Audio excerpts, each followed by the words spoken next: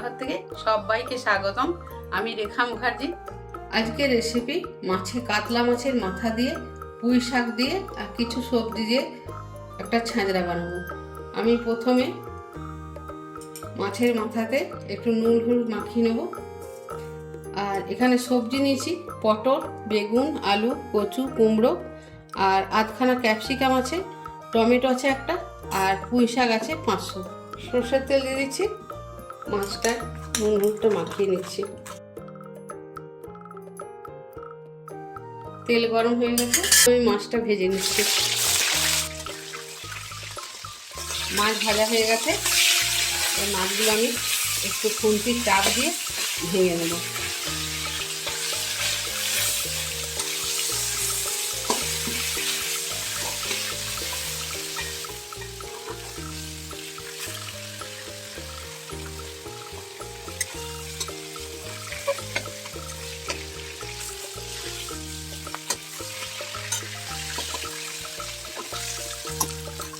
দুটো তেজপাতা দিলাম, 5 ফোড়ন আর শুকনো লঙ্কা 3টে ফাটিয়ে নিয়েছি।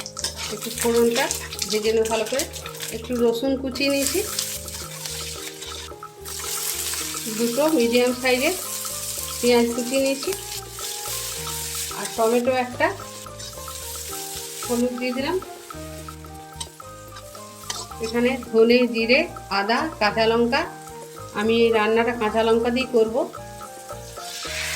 দিলাম অনুষ্ঠান বাড়িতে যেভাবে হয় আমি সেইভাবেই বানাবো। সবজিগুলো ঢেলে দিচ্ছি। এবার শাকটা দিয়ে দিচ্ছি। নুনটা এখন দেবো না, কারণ শাকটা কমলে তারপর পরিমাণটা আমি বুঝতে পারবো, তখন আমি নুনটা দিয়ে দেবো।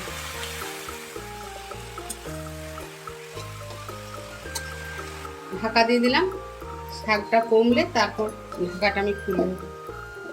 গ্যাসটা মিডিয়ামে করে দিলাম। পরিমাণ মতো নুনটা এবার দিয়ে দিলাম।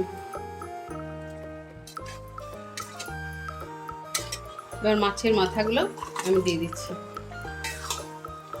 জল এখানে ব্যবহার করব না, কারণ শাকে জল বেরোবে।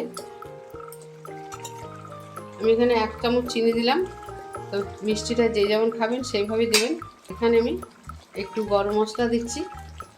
গরম মশলাটা একটু পরিমাণে দিলাম বেশি, 1 চামচ মতো, কারণ ছাঁচড়াটা একটু পরিমাণে বেশি আছে।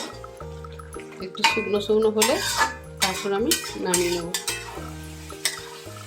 পুঁই শাকের ছাঁচড়া একদম রেডি।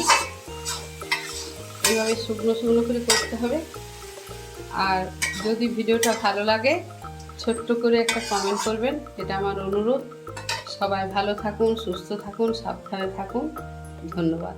এবার একদম অনুষ্ঠান বাড়ির মতোই হয়েছে, তবে এইভাবে একবার ট্রাই করবেন, ট্রাই করে আমাকে মতামত জানাবেন।